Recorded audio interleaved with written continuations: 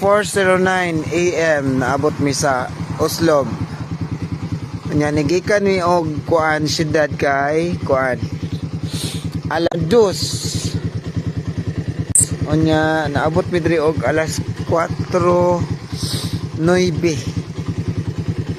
So alas 2, alas 4:09 hours og minutes ang dagan nato gikan sa syudad.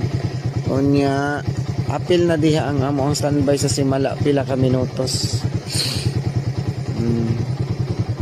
So wa gini siya kaabot og kuan 3 hours kay ni kuan pa man ni stop over pa man mig Simala. So naara gid mga 2 hours kapin among biyahe.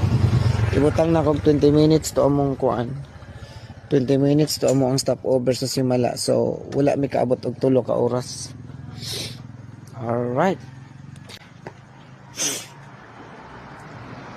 Mission accomplished good guys, no?